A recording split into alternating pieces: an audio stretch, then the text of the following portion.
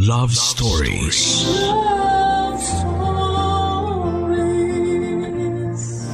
Parte na ng pagiging mabuting kaibigan ang tulungan ang best friend mo sa mga oras na kinailangan kanya.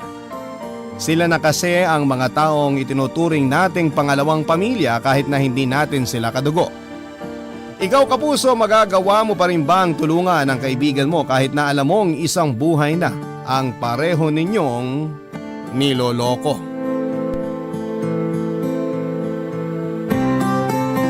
Dear Papa Dudut, magandang araw po sa inyo. Ismael na lamang po ang itawag nyo sa akin.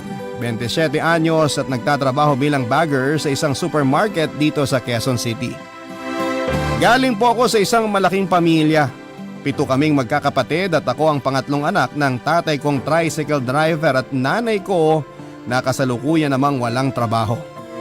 Hindi po nabiyayaan ng marangyang buhay ang pamilya namin. Ipinanganak akong mahirap at hanggang ngayon ay matanda na ako ay ganon pa rin ang buhay namin. Nakikitira lang kami sa bahay ng kapatid ng tatay ko na nag-migrate na sa ibang bansa. Bagamat kamag-anak ay buwan-buwan pa rin kaming nagbabayad ng renta sa kanila. Hindi pa kasama dito ang binabayaran namin sa kuryente at tubig. Sa kabila ng kahirapan ay may mga pagkakataon pa rin namang nakakaranas din ako ng mga bagay na minsan ay mga mayayaman lang ang may afford. Dahil eto sa kaibigan at kababata kong si Ken. Bata pa lamang kami matalik ko ng kaibigan si Ken, Papa Dudut. Kumpara sa amin ay mayaman ang pamilya nila. Uniko iho siya, sima ng tatay, samantalang may sarili namang restaurant ng pamilya nila na pinamamahalaan ng kanyang nanay. Sa kabila ng magkasalungat na estado namin sa buhay ay mabilis kami noong naging magkaibigan ni Ismael. Magkatabi lang kasi ang bahay namin, Papa Dudut. Dahil only child ay lagi noong nangangabilang bakod si Ken para makipaglaro sa akin. Tapat na kaibigan kong ituring ko si Ken at kaya kong magpakatotoo tuwing kasama ko siya.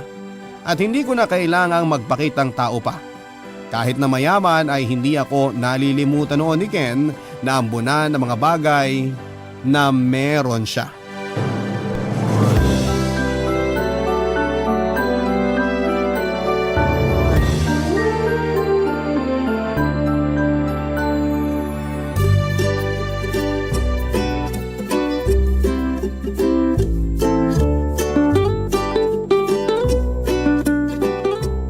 Ismael! O Ken, tagal mo naman eh. Kanina pa kaya kita hinihintay. Ayaw akong palabasin ni Mami kanina eh. May tutor pa kasi ako kaya hindi ako nakapunta kaagad dito. Anong tutor? Tutor, parang teacher din na tinuturuan ako sa mga subjects natin sa school. May classmate ka rin ba sa tutor? Wala! Mag-isa lang akong tinuturuan ni Teacher Marie. Teacher Marie? Yan ang pangalan ng tutor mo? Oo. Galing naman. Pero hindi ba nakakatamad yun? Pagod ka na nga sa school tapos may tutor ka pa pag-uwi. Okay lang naman kasi pwede ako maglaro tsaka kumain habang nag-tutor. Tsaka binibigyan naman ako ni Mami ng pera pagkatapos eh. Talaga? Mag-aaral ka lang tapos may pera ka na? Oo, tsaka yung tutor ko na ang gumagawa ng assignment ko. Pero wag mong sasabihin sa school ah. Ibig bang sabihin yan? Tapos mo na assignment natin? Pakopya naman ako. Sige ba? Pero bago niyan, tikman muna natin to. Tcharan! Ano yan? Chocolate! Dumating na kasi yung padalang box ni Daddy. Talaga? Eh di madami kayong chocolate sa bahay niyo ngayon. Oo, marami. 3 box kaya pinadala ni Daddy. O heto, tikman mo to oh. Nakakain ka na ba ng ganitong chocolate? Hindi pa eh. Wala namang kaming kamag-anak sa ibang bansa. Masarap ba yan? Oo, masarap yan. Tikman mo. Yan lagi ko pinapabili kay Daddy kasi favorite ko yan eh. May peanuts yan sa loob. Masarap nga! Ngayon lang ako nakatigam ng ganito kasarap na chocolate. Siguro mahal to. Mahal talaga yan. Galing abroad eh. Ang swerte mo naman. Araw-araw ka makakakain ng chocolate. Hindi lang chocolate padala ni Daddy. Madami rin binili si Daddy na laruan. May robot, may remote control car, tsaka basketball. Kaso hindi pa pinabubuksan ni Mami yung isang box eh. Bukas na lang daw kasi pagod siya sa trabaho. May bago ka na namang laruan? Ang sarap talaga maging mayaman, no? Huwag kang mag-alala. Meron ka ring laruan dun sa package namin. Sinabihan ko kasi si Daddy na ibili ka rin para pareho tayong may malaro. Talaga? Salamat, Ken! Ibang klase ka talagang kaibigan. Ang swerte-swerte ko talaga na nakilala kita. Paano na lang kung hindi kami lumipat dito? Eh di wala kang best friend. Oo nga eh. Naalala mo pa nung una kayong lumipat dito? Oo naman! Hinabol ako ng aso nyo. Tapos tinawanan mo lang ako nun. Nakakatawa kasing itsura mo nun. Daig mo pa ang hinahabol ng tikbalang sa sobrang takot mo. Simula nun, kailangan pa kitang tawagin para makadaan ako sa harap ng bahay nyo. Kasi lagi akong tinatawlan ng aso nyo eh. Tapos lagi na tayong sabay pumasok nun hanggang sa naging magkaibigan na tayo. Mabuti na lang kasi kung hindi tayo nagkakilala, wala akong makakalaro sa bahay. Ang hirap kaya nang walang kapatid. Mabuti ka nga, wala kang kapatid eh. Ako, sobrang dami namin. Laging agawan sa pagkain, laging agawan kung saan matutulog. Puro away kami. Ikaw, solo mo lahat. Kaya nga inggit na inggit ako sa'yo eh. Sana only child na lang din ako. Solo ko nga lahat, malungkot naman. Kaya nga kung wala akong magawa sa bahay, lagi akong tumatambay dun sa bahay nyo. Mabuti nga yun, may nakakalaro ako ng maayos. Sa bahay, ayaw ako kalaro ng mga kuya ko, tapos yung mga mas bata sa akin, puro babae naman. Gusto mo pumunta sa bahay? Buksan natin yung mga bagong laruan ko. Pwede ba? Sige, tara! Papa Dudut, pagsapit po namin ng high school ay sa private na nag-aral si Ken samantalang ako ay nagpatuloy naman sa pag-aaral sa public school. Sa kabila nito ay nanatili pa rin kami Papa Dudut, ang tao ay nagbabago habang tumatanda. Kung dati ay para kaming kambal tuko ni Ken na hindi mapaghiwalay, noong nagbinata kami ay unti-unting nagkaroon ng spasyo ang pagkakaibigan namin. Hindi na kami tulad ng dati pero ang mahalaga sa akin ay kaibigan pa rin naman ang turingan namin sa isa't isa. Dahil kay Ken ay nakakilala ako ng mga bagong kaibigan dahil palagi niya ako noong isinasama sa mga lakad nila. Ang problema nga lang ay hirap akong makasabay sa kanila noon dahil pare-pareho silang mayayaman. Tuwing kumakain sila sa fast food, ako lang ang walang pambili. Pagkatapos maglaro ng basketball, naka-soft drinks sila samantalang ako ay ice water lang ang iniinom. Hindi naman nila ako pinababayaan, Papa Dudut. Palagi nila akong nililibre dahil naiintindihan naman nila ang sitwasyon namin na mahirap lamang. Pero kapalit ng panlilibre nila sa akin ay parabang ako na ang naging runner ng barkada. Ako ang palaging inuutusang bumili ng pagkain, magpark ng motor, magsundo ng ibang tao at iba pa. Tuwing may inuman nga kami noon ay ako ang laging taga-bili ng alak, taga-timpla, taga-luto ng pulutan at taga-ligpit kapag lasing na ang lahat. Hindi naman ako noon nagreklamo dahil kahit papaano ang mga bagay na yun na lamang ang mayaambag ko sa grupo dahil hindi naman po ako mayaman. Ang mahalaga ay masaya ako kasama ang mga bago kong barkada. Isa pa po ay si Ken lang ang kaisa-isa kong kaibigan na itinuturing ko ng parang kapatid.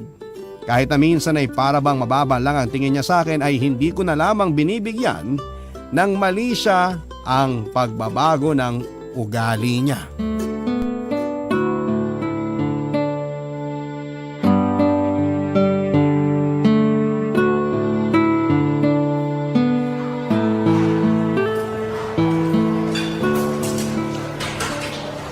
Sarap talaga kumain pagkatapos uminom, no? Oh, anong ginagawa mo? Di ka kakain? Di ka pa ba sawa dyan sa chicken at french fries? Lagi ka na lang kumakain ng fast food. Kailangan mong kumain pagkatapos uminom para di ka magka-hangover kinabukasan. Pero bilib din ako sa'yo ha. Kahit ang lakas mong lumamon, hindi ka pa rin tumataba. Partida, puro inom ka pa. Nasa genes na namin yan. Wala talagang mataba sa pamilya namin kahit makalimang extra rice pa kami. Mabuti nga ikaw eh. Payat kahit na madami kinakain. Ako, payat kasi walang makain.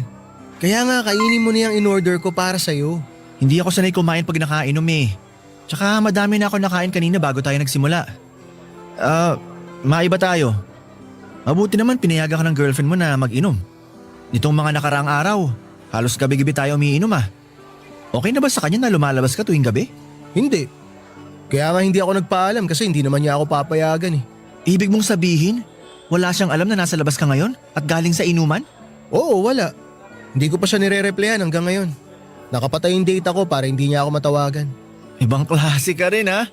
Mas mahal mo talaga ang alak kaysa sa girlfriend mo. At least ang alak hindi marunong magalit. Yung girlfriend ko, lahat na lang bawal. Kapag may ginawa ako, away agad. Daig pa niya asawa kung pagbawalan niya ako eh. Bakit? Sino ba siya? Girlfriend lang naman siya. Ikaw naman, iniisip ko lang naman ng tao. Kasi baka kung ano nang nangyari sa'yo. Overprotective na ang tawag dun.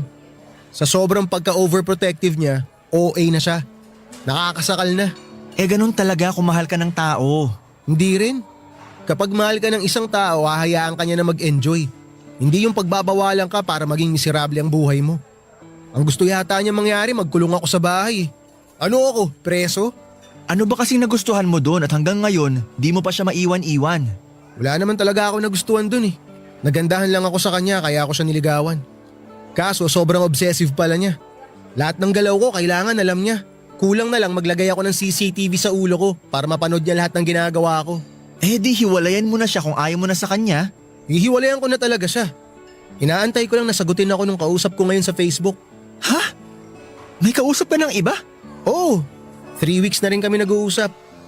Kapag ito sinagot ako, hihiwalayan ko na talaga yung girlfriend ko. Idol, ikaw na talaga. Paturo naman paano maging isang Ken. Nasa diskarte lang yan. Dakilang playboy ka talaga. Biruin mo, hindi pa kayo naghihiwalay ng girlfriend mo, may nakaredy ng papalit? Parang magpapalit lang ng gulong ng motor ah. Ganun lang dapat. Habang bata pa tayo, enjoyin lang natin ang buhay. Hanggat malakas pa tayo, tikim lang ng tikim. Sus! Ikaw lang makakagawa niyan kasi may itsura ka. Ako, hanggang sa panaginip ko na lang mangyayari na magkaka-girlfriend ako. Yaan mo, irereto kita minsan sa mga kakilala ko. Wag na. Magsasayang ka lang ng oras. Wala namang babaeng magkakamali magkagusto sa akin eh. Ayusin mo kasi yung sarili mo paminsan-minsan. Di ka kasi marunong dumigay. Anong hindi marunong? Lalapit pa nga lang ako. Lumalayo na yung mga chicks eh. Ay nga pala, ikaw na muna mag-uwi ng motor ko. Ha? Bakit ako mag-uwi? Sabihin mo sa girlfriend ko, ikaw na muna maghahatid at sundo sa kanya. Sabihin mo na lang na hindi ako pinayagan ni mami mag-drive kasi grounded ako. Bakit naman? Ayoko muna makita yung girlfriend ko. Siguradong mainit na naman ulo nun sa akin kasi di ko binabasa mga message niya. Hayaan ko munang lumamig ulo niya bago ko siya hiwalayan. Hihiwalayin mo na talaga siya? Kawawa naman yung tao. Kasalanan din naman niya eh. Nakaka-turn off kaya yung mga ganong klaseng tao. Yung controlling, hindi ako puppet na kailangan niyang kontrolin. Pas tayo dyan. O sige, ako na muna maghahatid sundo sa kanya. Basta ba habang nasa akin motor mo, pwede ko rin gamitin kahit saan ha? Ikaw bahala. Ayos! Papadudot hanggang sa magtapos kami sa college ni Ken ay gano'n na ang naging setup naming dalawa. Ako ang laging tagasalo kapag sawa na siya sa girlfriend niya. Laging ako ang inuutusang makipagkita, makipag-usap at minsan ay magbalik ng mga gamit lalo na kapag malapit na niyang hiwalayan ang mga nobya niya. Papadudot, alam kong hindi maganda ang ginagawa ni Ken na parang ginagawang disposable ang mga kababaihan. Pero wala naman ako sa lugar para magsalita dahil malaki ang utang na loob ko kay Ken at sa pamilya niya. Simula pagkabata ay napakalaki na ng naitulong nila Ken sa pamilya namin. Palagi sila nagpapadala ng pagkain sa bahay tuwing may sobra sila. Monthly din silang nagbibigay ng bigas para may pangkain kami. Tuwing nangangailangan ng pera si nanay ay palagi siyang lumalapit sa mami ni Ken para humiram ng pera. Malaki ang pasasalamat ko kay Ken.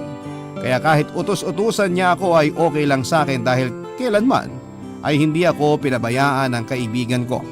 Isa pa ay masyado ng personal kapag nakialam pa ako sa buhay niya, Papadudot. Baka masabihan pa akong pakialamero kaya pinipili ko na lamang ang manahimik. Baka ito pa ang maging dahilan ng pagtatapos ng pagkakaibigan namin kapag pinagsabihan ko siya sa mga maling ginagawa niya. Ayoko rin namang maging bida-bida dahil katulad nga ng sinabi ko, Papadudot, ay wala ako sa lugar para magmarunong. Pero Papadudot, masusubok ang pagkakaibigan naming dalawa ni Ken nang isang babae ang dumating sa buhay naming dalawa, Papadudot. Barangay Love Stories. Barangay Love Stories. Papa Dudut, hindi naman talaga may kakailang gwapo si Ken. Matangkad siya, makinis ang balat, maporma at talaga namang alagang mayaman. Kaya hindi na ako nagtataka kung bakit sa edad na 22 years old lang ay hindi na mabilang sa daliri ang mga naging girlfriend niya. Sa katunayan ay nagkaroon nga siya ng girlfriend na modelo. Isang karanasang karaniwang pinapangarap lang ng mga kalalakihan, pero noong nagsawa siya sa babae ay agad din niya itong hiniwalayan. Kabaligtaran naman ako ni Ken, Papa Dudut. Kung si Ken ay tila ba nasa kanya na ang lahat, sa akin po ay ni isang magandang katangian ay walang napunta. Tuwing nagtatabi kami ay para kaming kapit gatas. Maganda naman kasi ang lahi nila Ken. Nagmana sa lolo nitong half Chinese. Ako naman, bukod sa walang panggastos para maging presentable, ay palagi rin akong babad noon sa initan, kaya tostado na ang balat ko sa araw. Dati po kasi akong nagpapasada ng tricycle kapag hindi kayang bumiyahe ng tatay ko. Hindi naman po sa dinadown ko ang sarili ko, Papa Dudut, sadyang wala lang talaga akong kakayahan at kayamanan para alagaan ang panlabas na anyo ko.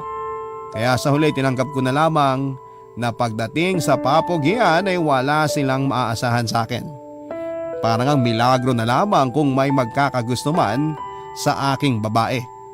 Dahil dito ay sapat na sa akin na maging taga-suporta na lamang ni Ken sa kanyang malawak na love life.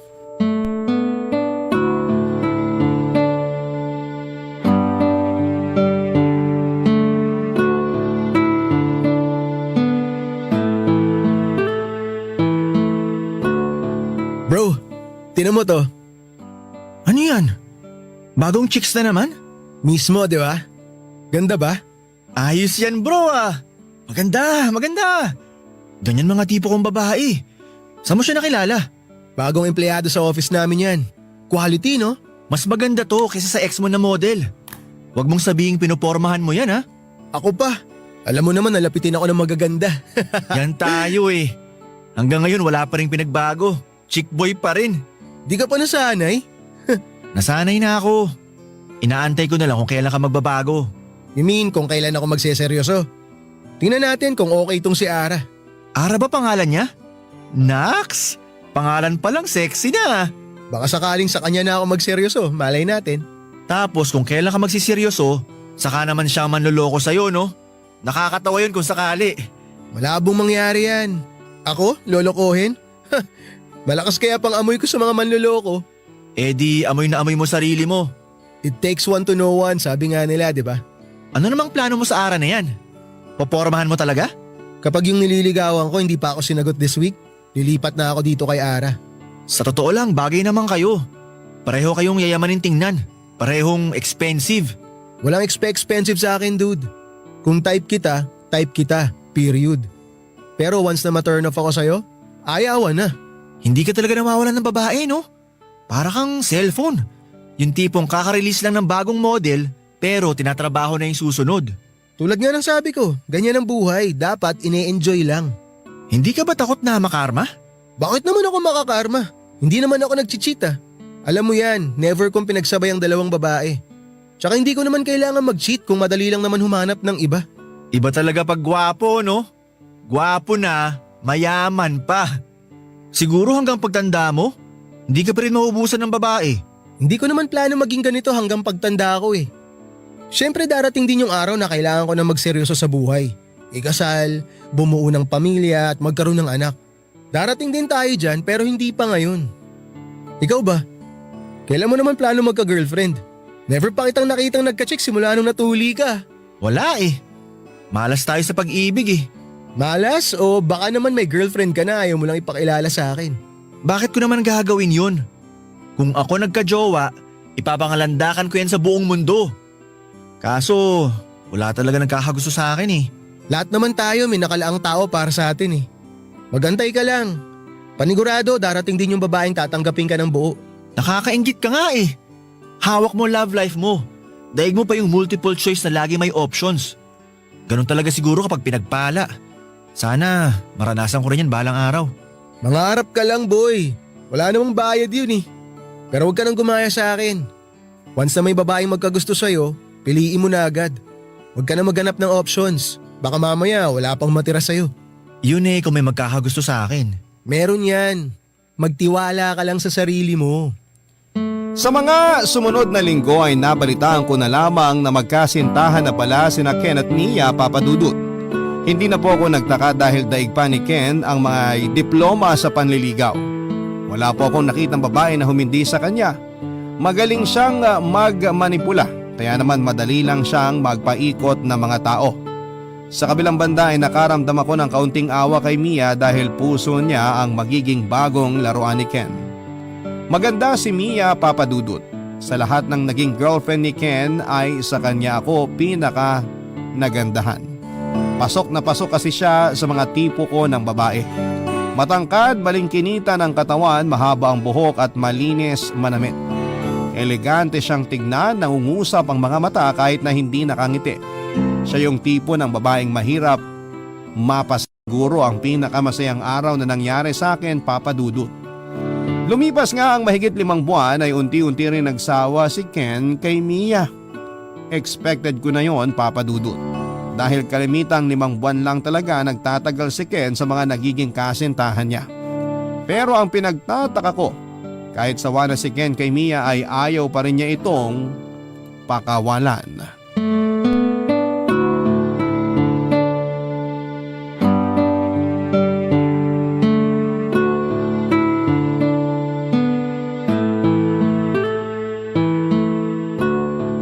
Pass na muna ako. Magdadrive pa ako mamaya. Ikaw na muna syumat, Ken. Takti naman to. Oh, anong problema? Chill ka lang. Mahal-mahal lang cellphone mo tapos ibabato mo lang. Nakakasira ng mood yang si Ara eh. Bakit? Anong meron kay Ara? Nag-away ba kayo? Lagi na lang ganito eh. Nakakasawa, buwisit. Ano na namang pinagawayan nyo? Ano pa nga ba? Dating problema. Pare-pareho lang naman yung mga babaeng yan eh. Gusto lagi may update. Gusto maagang umuwi. Gusto wag masyadong uminom. Hindi lang nakapag-reply agad, aawayin ka na. Gusto ko lang siguro niyang kumustahin. Ano pang silbi na pinayagan niya ako lumabas kung kada oras kailangan ko mag-update? Kulang na lang pati bilang ng shot ko sabihin ko pa sa kanya eh. Intindihin mo na lang. Wala akong oras para umintindi sa mga ganyang bagay. Siya yung dapat umintindi sa akin. Ginusto niya ako eh. Dapat panindigan niya. Alam mo sa totoo lang, nagtataka na talaga ako eh. Bakit ba kasi ang mga babaeng yan gustong gusto nilang baguhin yung mga boyfriend nila? Ano bang meron? Di ko masasagot yan. Di naman ako babae eh. Oh, bad trip talaga oh. Oh, ayan. Tinatawagan ka na ata. Hayaan mo siya. Gusto mo ako na lang sumagot sa tawag ni Ara? Ha? Bakit mo naman sasagutin? Ikaw ba boyfriend niya? Wala akong masamang intensyon. Nakakaawa lang kasi. Isipin mo na lang, baka hindi yan makatulog sa pag-aalala sa'yo. Lalo na nag-aaway pa naman kayo. Kailan ka pa naging concerned sa love life ko? Para hindi ka na naaabala. Kapag kinausap ko siya at na-explain ko ng maayos kung anong meron, baka tantanan ka na niya. Eh di, wala nang problema. Mukhang magandang idea yan ah. May naisip na ako. Ganito na lang. Oh, kunin mo tong phone ko. Ikaw na muna humawak niyan. Bakit? Pumapayag ka na nakausapin ko siya? Oo, pumapayag na ako. Kakausapin mo siya. Pero hindi sa tawag. Kakausapin mo siya sa chat. Sa chat? Oo. Magpapanggap ka na ako ikaw. Ang dating, ako yung kausap niya. Ikaw na muna mag-entertain sa kanya. Pero wag na wag mong sasabihin na ikaw ang kausap niya, Ismael ah. Hindi ba parang niloloko lang natin siya? Wag mo na isipin yun. Ang mahalaga hindi niya na ako kukulitin. Ikaw na muna proxy ko. Sagutin mo yung mga tanong niya, ikaw mag-update sa kanya habang nandito tayo. Bula-bulahin mo lang, sabihan mo ng kung ano-ano. Ikaw na bahala. Eh, paano kung mabuking tayo? Hindi tayo mabubuking unless ilaglag mo ako. Hindi mo naman gagawin yun, di ba? Siyempre hindi. Sa tagal na nating magkaibigan, kailan ba kita nilaglag? Yan, mabuti yan. Dapat alam mo kung kanino loyalty mo. Sige na, kausapin mo na siya. Sigurado ka ha? Paano kung may mapag-usapan kami tapos bigla niyang itanong sa'yo sa personal? Walang huli to, babasahin ko rin naman yung mga chat nyo pagkatapos eh. Kaya huwag kang magtatangkang magsabi ng kung ano-ano kay Ara ah. Malalaman ko rin lahat yun. Isipin mo kung paano ako magsalita. Kung paano ako sumagot. Huwag bobo ang reply ah. Tsaka ayusin mo spelling mo. Bawas pogi points kung hindi marunong mag-type ng maayos ang lalaki. Dapat pogi typings parati ha. Sige, sige. Ako na bahala. Kaya ko na to. Oh, problem solved. O sige na, shot na ulit tayo. Papadudod simula ng gabing yon tuwing wala sa mood si Ken at kapag tinatamad siyang kausapin ng girlfriend niya, ay ako na lagi ang inuutusan nitong kumausap kay Mia. Halos isang buwan din itong tumagal at sa katunayan nga ay pinagkatiwala na mismo sa akin ni Ken ang password ng mga social media accounts niya para lamang makapag-reply kaagad ako kay Mia tuwing humihingi ito ng update o tuwing nangungumusta siya sa nobyo niya. Nung una ay hindi talaga ako pabor sa ginagawa namin ni Ken dahil alam kong pareho namin niloloko si Mia ng mga panahon na yon. Pero kalaunan ay na-enjoy ko na rin ang ginagawa ko. Masaya po kasing kausap si Mia at para kaming nagkwekwentuhan na hindi ko inakalang ikakarelate namin dalawa kahit na magkalayo ang agwat ng estado namin sa buhay. Paminsan-minsan ay nag-open din siya sa akin ng mga problema niya at lagi akong to the rescue na nagbibigay ng advice sa kanya. Nang mga panahong yon ay hindi na ako nagpapanggap bilang si Ken. Ang mga lumalabas na sa mga chat ko noon ay nanggagaling na mismo sa puso ko. Ang feeling ko noon, Papa Dudut, ay sobrang gwapo ko habang kausap ang para sa akin pinakamagandang babae sa balat ng lupa. Papa Dudut, hindi naglaon sa hindi sinasadyang pagkakataon ay unti-unti na ngang nahuhulog ang loob ko kay Mia. Barangay Love Stories. Barangay Love Stories. Papadudod kung kailan na-fall na ako kay Mia ay saka naman ako biglang pinatigil ni Ken sa pakikipag-usap sa kanya. Hindi na noon maganda ang relasyon nilang dalawa at pinag-iisipan na ni Ken kung hihiwalayan na ba niya si Mia. Nalungkot ako na nawala na ako ng pagkakataong makausap ang babaeng gusto ko pero sa parehong pagkakataon ay masaya akong sa wakas ay tuluyan na siyang makakawala mula kay Ken. Hindi po kasi deserve ni Mia na maloko. Masakit mang aminin pero alam ko kung gaano katindi ang pagmamahal ni Mia kay Ken. Nakakasama lang ng loob dahil hindi ito makita ni Ken at ang tingin lang niya kay Mia ay parang gamit na kapag pinagsawaan na niya ay ibabasura na lamang niya basta. Naisip ko noon na sabihin na lamang kay Mia ang katotohanan. Gusto ko na noong ipaalam kay Mia na ako ang kausap niya nitong nakaraang buwan at hindi si Ken. Pero pinigilan ko ang sarili ko. Ayokong masira ang tiwala sa akin ng best friend ko at lalong ayokong masira ang pagkakaibigan naming dalawa, Papa Dudut. Kaya naman kahit masakit para sa akin ay nanatili akong tahimik sa gilid habang pinapanood kong paanong masira ang relasyon ng best friend ko at ng taong mahal ko. Hanggang sa dumating na nga po ang araw na nag-decide na si Ken na tuluyan ng hiwalayan si Mia.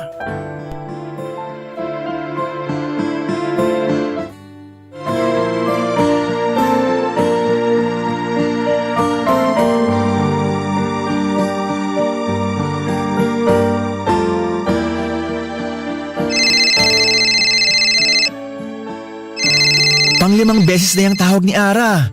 Wala ka ba talagang planong sagutin yan? Huwag mo na lang pansinin, hayaan mo na lang siyang tumawag ng tumawag hanggang sa magsawa siya. Hulaan ko. Nag-aaway na naman kayo, no? Hindi kami nag-aaway. Hindi ko lang talaga siya pinapansin. Bakit naman? Para siyang bata eh. Daming gusto sa buhay. Kung makapag-demand, akala mo asawa ko na. Girlfriend ko lang naman siya. Binata pa ako pero daig ko na yung may asawa. Bawat galaw kailangan may pahintulot niya. Ayoko nang ganun. Hindi ko pa nakikita sarili ko sa ganung sitwasyon. Gusto ko pang enjoyin ang buhay ko kasi panigurado kapag nag-asawa na ako, wala na akong ibang gagawin kundi magtrabaho na magtrabaho para sa pamilya ko. Kaya habang kaya ko pa, sinusulit ko yung oras ko. Hindi pa ba sapat yung dami ng naging girlfriend mo? Bahala ka. Baka maubuso ka ng babae dyan. Hindi naman ako mawawala ng babae. Daming babae dyan. Tsaka hindi ko naman nakikita yung si Ara na wife material. Baka mamaya kapag pinakasalan ko siya, maaga akong mamatay dahil sa konsumisyon. Bakit di mo pa gawin ngayon? Gawin ang alin? Hiwalayan siya para matapos na. Humahanap lang ako ng tiyempo. Wala pa ako sa mood gumawa ng kadramahan ngayon eh. Ayoko masira araw ko. Pinapahaba mo lang yung paghihirap ng tao eh. Tapusin mo na lang ngayon para wala ng problema. Bakit ba mas marunong ka pa sa akin? Ikaw pa talaga mag-uutos sa akin? Eh hindi mo pa nga nararanasan magkaroon ng girlfriend sa buong buhay mo? Naawa lang kasi ako kay Ara. Naawa o baka naman may gusto ka na sa kanya? Ano? Bakit mo naman nasabi yan? Si Ara? Magkakagusto ako sa kanya? Hindi ah. Masyado naman yata mataas pangarap ko kapag nagkagusto pa ako sa kanya. Wala ako sa level niya. Masyado siyang mataas. Kapag pinangarap kong isang katulad niya, para ko lang sinusungkit yung buwan. In short, mahirap siyang abutin. Nagtanong lang naman ako, dami mo nang sinabi. Maganda naman talaga si Are. Kaya hindi na ako magtataka kung magkagusto ka man sa kanya. Wala nga akong gusto sa kanya. Wala talaga. Ako pa lolokohin mo. Nabasa ko lahat ng messages mo sa kanya nung nagpapanggap ka pang ako. Kung hindi in love ibig sabihin ng mga chat na yon, ewan ko na lang. Maniwala ka sa akin bro. Hindi talaga. Ayoko namang sirain yung bro code ng barkada. Alam ko namang bawal jowain ng ex ng isa't isa. Kaya hindi ko magagawa sa inyong bagay na yun. Oh, chill ka lang. Wala namang problema sa akin kahit ligawan mo pa si Are. Malay mo, siya na pala yung hinihintay mong babae sa buhay mo. Malabo na mangyari yan. Ikaw talaga? Hindi lang babae pinapaasa mo. Pati ako na kaibigan mo, papaasahin mo rin? Huwag mo na akong bigyan ng pantasya na hindi magkakatotoo. Masyado kasing mababa tingin mo sa sarili mo eh. Ano nang nangyari sa Love is Blind? Di ba nga sabi nila wala sa panlabas na anyo yan kundi sa laman mismo ng puso mo? Sus! Sa mga pelikula lang nangyayari yan. Sino babae naman ang hahanap ng pangit? Yung naghahanap ng true love. Yung totoong lalaki na magmamahal sa kanila at hindi sasaktan ng puso nila. Yun ang gusto ng mga babae, seryoso sa pag-ibig. Hindi pogi ang hanap nila, kundi yung lalaki na magmamahal sa kanila ng totoo. At sa'yo pa talaga nang galing yan? Maniwala ka sa akin dude. Marami ng experience ng best friend mo.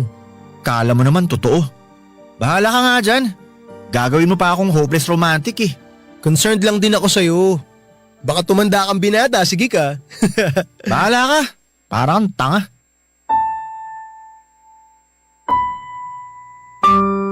Papadudot medyo nakaramdam ako ng inis kay Ken ng mga panahong yon.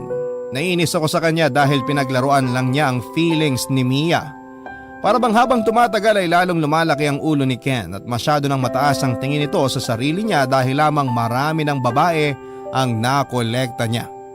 Ang masaklap sa kabila ng pagiging playboy niya ay marami pa rin babaeng nagkakandara pa sa kanya.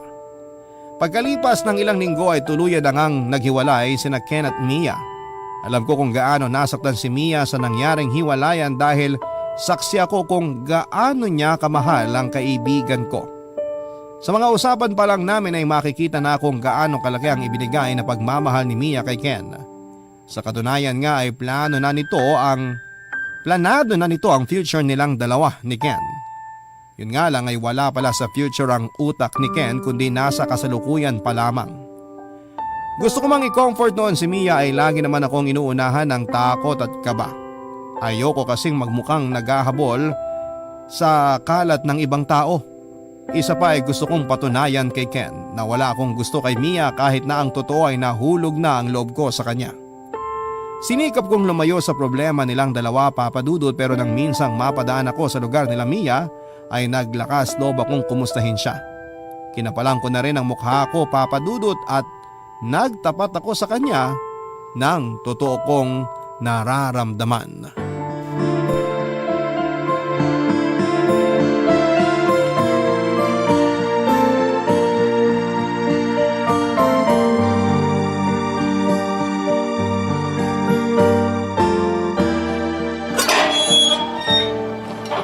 Ismael? Naparito ka. May kailangan ka ba? Kasama mo ba si Ken?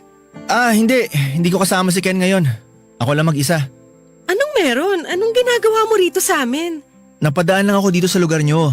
Alam kong malapit lang tong bahay nyo kaya naisip ko na kumustahin ka. Ganun ba? Akala ko naman pinadala ka ni Ken para kausapin ako. Inaasahan mo ba na pupuntahan ka ni Ken? Hindi naman. Nagulat lang ako nung nakita kita rito. Lagi kasi kayong magkasama ng taong yun eh. Kung nasan siya, lagi ka ring nandun. Magkaibigan niya kasi kami simula pagkabata eh. Natural lang na lagi kami magkasama. Kumusta na pala siya? Si Ken? Huwag mo nang alalahanin yun. Lagi namang nasa mabuti ang kalagayan nun eh. Tsaka, May bago na siyang girlfriend. Hindi na ako magugulat dyan. Parang nagpapalit lang siya ng damit kung magpalit ng girlfriend eh. Ikaw, kumusta ka na? I'm okay. Thanks for asking. Still hurting pero kinakaya. Wala eh. Nagmahal ako ng maling tao eh. Sobra akong umasa sa thought na baka magbago siya. Baka mabago ko siya. Pero sarili ko lang pala niloloko ko. Saka na lang siguro magbabago yun kapag bumalik na sa kanya yung pinaggagawa niya. Siguro nga. Pero sana wag na niyang hintaying mangyari yun. Kasi hindi niya alam kung gaano kasakit ang maging broken-hearted. Kung para sa kanya, laro-laro lang yung ginagawa niya, hindi niya alam na kakasakit na pala siya.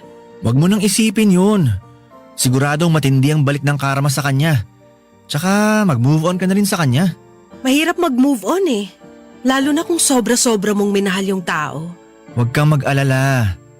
Darating din yung tamang tao para sa'yo na magmamahal din sa'yo ng sobra. Malay mo, kausap mo na pala ngayon yung hinahanap mo. Ano? Ikaw talaga sobrang joker mo. Pero totoo, Totoo na. sabi nga nila, hindi naman nasusukat sa itsura yung pagmamahal eh. Kaya… Wait lang. Sorry. Seryoso ka ba sa sinasabi mo? Oo, seryoso ako, Ara. Simula nung nagkausap tayo, na-develop na yung feelings ko sa'yo eh. Nagkausap tayo? Kailan? Nung magkakasama tayo nila Ken? Hindi ko alam kung dapat ko bang sabihin to sa'yo pero gusto ko lang malaman mo na may pagkakataon noon na ako ang nagpapanggap na Ken tuwing kachat mo siya. Ako nakakausap mo ng mga panahon magkaaway kayo ni Ken. Yung late night talks na umaabot ng umaga, ako yun, hindi si Ken. Hindi naman ako ganon ka-dense, Ismael. Alam ko na hindi si Ken ang nakakausap ko noon. Halata naman eh. Pero ang hindi ko alam, hindi ako aware na ikaw pala yun. So you mean kasabwat ka niya? Magkasama kayo sa panloloko sa akin? Hindi naman sa ganun. Naaawa lang ako sa'yo noon kaya ako pumayag na gawin yun. Kung naaawa ka sa akin, dapat binigyan mo na lang ako ng heads up kung saan papunta yung relationship namin ni Ken. Hindi yung sinabayan mo pa siya sa kagaguhan niya. Nakakadismaya sa totoo lang. Pero ano pa bang magagawa natin? Tapos na ang lahat. Wala nang sense kahit na magalit pa ako sa'yo. Para saan pa, di ba? Sorry, hindi ko na-realize na sobrang mali na pala yung ginagawa namin noon. Mukhang mali nga talaga ako ron. Pero na-enjoy ko na kasi yung mga kwentuhan natin eh. Kaya tinuloy ko na. Sorry din pero hindi ko maibibigay sa'yo yung gusto mong mangyari. Pwede tayong maging friends pero not more than that. Isa pa, I don't date guys who are friends with my exes. I'm sorry, Ismael. Wala yun. Sa totoo lang inaasahan ko na to. Pero at least nasabi ko na yung totoong nararamdaman ko. Hindi nga lang maganda yung kinalabasan pero ayos na yun. Mabait ka namang tao eh. Hindi ko lang alam kung bakit nagtsatsaga ka maging kaibigan ng isang tulad ni Ken. Hindi mo deserve na maging sidekick lang ng taong hindi marunong rumespeto sa feelings ng iba. Hindi ko naman pinakikialaman yung friendship nyo ha. Alam kong malalim ng pinagsamahan yung dalawa pero hindi mo ba naisip na baka he's keeping you close para lang ma-validate yung pagiging narcissist niya? Sorry hindi ko naman kayo pinag-aaway pero something to think about. Hindi naman siguro ganun si Ken. May tinatago rin naman bait yun kahit papano. Oh well, good luck na lang sa inyong dalawa. Kung wala ka nang tatanungin, medyo busy kasi ako ngayon eh. Baka may lakad ka pa. Pwede ka nang mauna. Sige, mauna na ako. Pasensya na sa abala.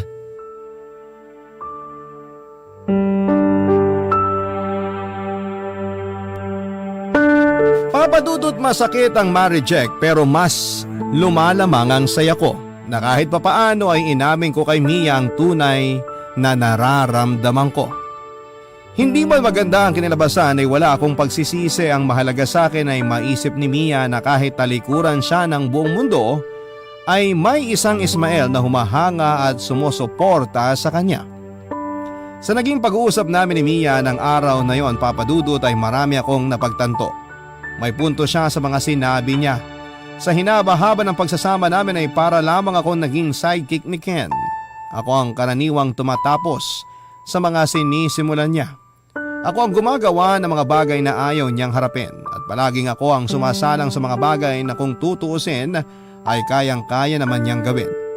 Para niya akong ginawang alala ay kapalit ng ilang tulong para sa akin at sa pamilya ko. Papadudot, habang buhay kong tatanawin na utang na loob ang pagtulong ni Ken at ng mga magulang niya sa amin. Pero sa pagkakataong pong yun ay unti-unti na akong dumistansya sa kaibigan ko at napag-isip-isip ko na hindi ko na kayang suportahan ang mga ginagawa niya, kaya mas mabuting lumayo na lamang ako sa kanya. Hindi nga po naglaon, Papadudod, sa mga sumunod na taon ay tuluyan nang naghiwalay ang landas namin ni Ken. Ni hindi man lang siya nagtaka kung bakit bigla na lamang ako nawala sa buhay niya. Ni hindi niya ako kinumusta sa haba ng panahong hindi kami nagkita. Siguro nga ay wala nga talaga siyang paki sa akin. Pinatunayan lamang niya na totoo ang mga sinabi ni Mia noong araw na yon. And speaking of Mia, ay meron na po siyang boyfriend sa ngayon. Matagal-tagal na rin sila at ang chismis ay malapit yata silang ikasal. Ako naman hanggang sa ngayon ay single pa rin, pero hindi pa rin po ako nawawala ng pag-asa na sa tamang panahon ay darating din ang taong para sa akin. Hanggang dito na lamang po ang kwento ko, Papadudot, at maraming salamat. Ang inyong forever na kapuso at kabarangay, Ismael. Barangay Love Stories.